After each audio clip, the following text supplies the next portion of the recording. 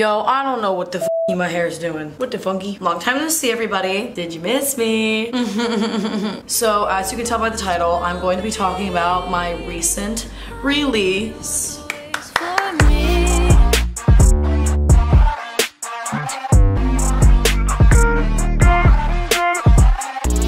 My new song, The Worst. What is in my f***ing eye? Pause.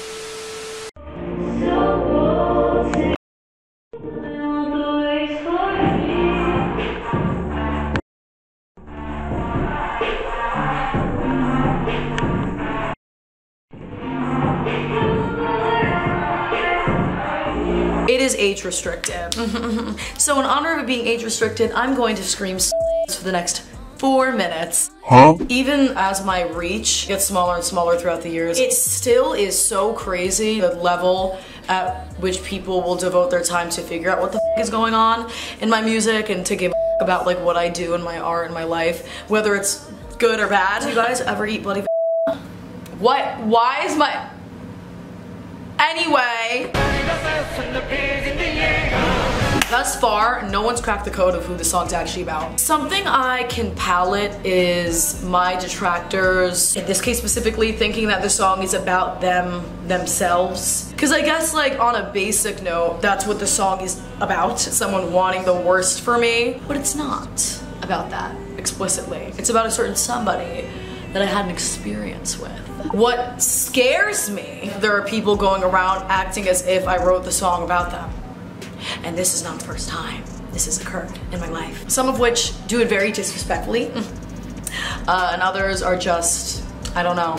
I don't know what it is. Well, basically. When Cannibal, my comeback song, dropped last year, motherfuckers were all over the web, name dropping people, making accusations about who it's about and what the is good. They said that so bold, obsessed now, obsessed now. Sometimes explaining art like destroys it and like kills the vibe, but sometimes the rumors are so lame that I really feel like I have no choice but to address it and give the truth. Let's start with a very grand observation, shall we? Don't I sound particularly angelic in my new song? I know you want the ways for me.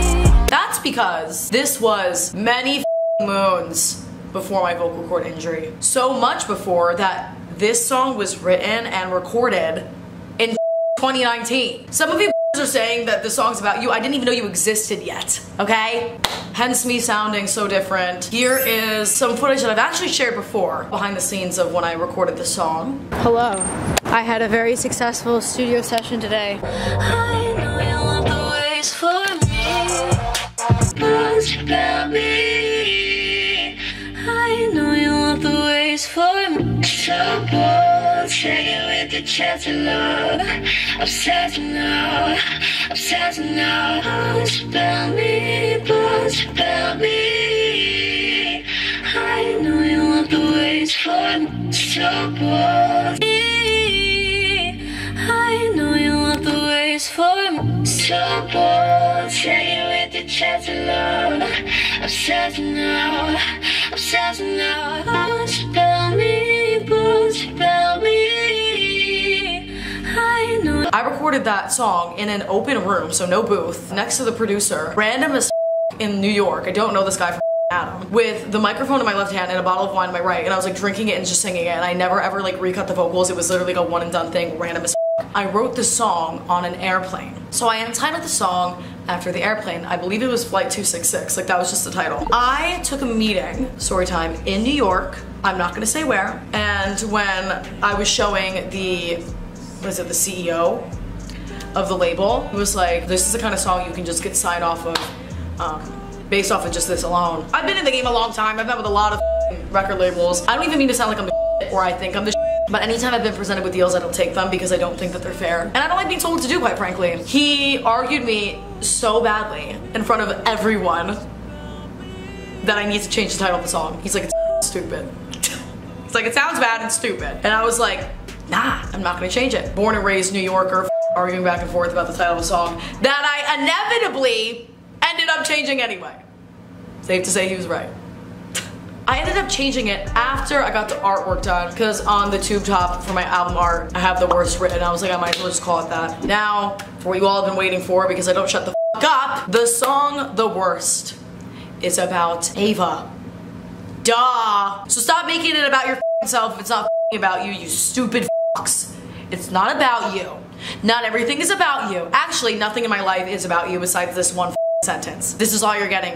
Thank you. I wrote it after me and her and some of my buddies at the time, some of which I still know to this day, went on a trial run to Los Angeles in 2019. The worst, no pun intended, the fucking worst trip of my life. For those who were following me back in like 2020, I was living in Los Angeles at the time, and I did have a very, very public, horrible falling out with Ava. For anybody who thinks they're gonna run and be like, oh my god, I wrote a song about you, Ava, she knows. Also, we've been on good terms for like 5 years now, like literally since then. I've very briefly in passing brought up me and Ava's falling out on like social media at certain times, just very vaguely, because one, old Dale T, who gives a two, there were so many hands in that cookie jar at the time, and three, my actual safety's at risk. There were some characters, I'll say, that have so much power, like genuine power, like over me, probably to this day, that I don't want the smoke with, so I've just learned to shut the f up and get over it. But at the time, there were people who were close to me, who I didn't know that were close to Ava, and they were encouraging Ava to fight me in the way that she was, knowing damn well that that situation was pushing me beyond the point of like being okay. I'll leave it at that. Once I left Los Angeles, eventually Ava reached out and she was like, I need to talk to you about what went on between us, and I was like, okay. She invited me over, came all the way to Jersey. I stayed the weekend with her, and she told me all about like her side of things, and she apologized. And I apologized. It was really easy to forgive her. Not only just because I loved her and she was one of my best friends, I cared about her. I still care about her. But she was being genuine, and an apology can go a very, very, very long way. I wrote a couple of songs during that time. Maybe I can try and find something to share with you guys, but a lot of times I don't like. If I can't sing the songs anymore, I don't like to listen to them because it's devastating to me, because I face the vocal cord injuries that made it so I can't sing my old songs. At current standing, I can't sing The Worst to save my life. I literally could not sing it. My vocal paralysis and my scarring post-surgery, I can't sing it, so. Sadness, pain, and agony. Anyways, moving on. The music video was super fun to make. I knew that it was just gonna be like really short and just kind of silly and fun, fed into weird core concepts like the furry tale and shit like that. The age restriction thing was super annoying, but I'll never make the same mistake again. Little secret here, I do have one last song recorded, not from that era, but from the Cannibal Inversions era, done by the same producer, engineer, that I want to do a bigger music video for. It's a lot more intricate because there's like a storyline there. Maybe I'll tease it, maybe I won't. I'll probably tease it. Before I wrap this video up, I also wanted to throw in a versions explanations.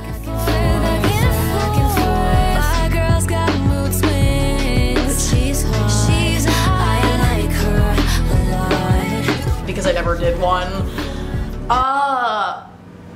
The thing about that song is the lyrics, they were self-explanatory. I wrote the song during my last relationship, about my last relationship. Speaking of my ex-girlfriend, when I was still living with her, my two buddies called me, Kristen and Haley. Shout out my best friends. They called me, your new song? I'm like, yeah? They're like, it's your worst one.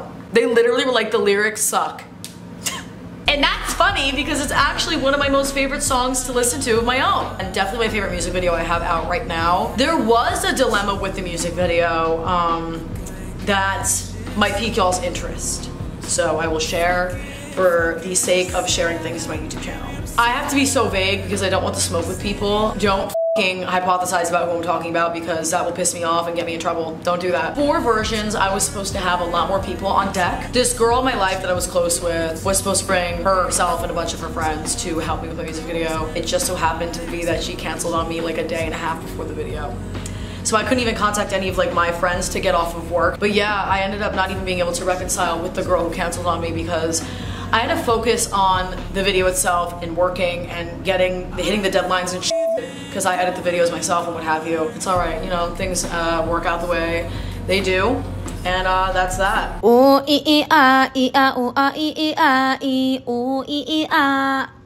Alright, this video ends kind of abruptly. I'm gonna lead us into the outro now. I hope you guys like the things I've been doing. If you guys would be a doll, please support me on Patreon. Run everything up if you can. My Patreon is in the link below. In the link below. In the drop box below. I'm about to go hang out with all my friends. Speaking of, because they are next door. God forbid a girl twerks. Bye, love you.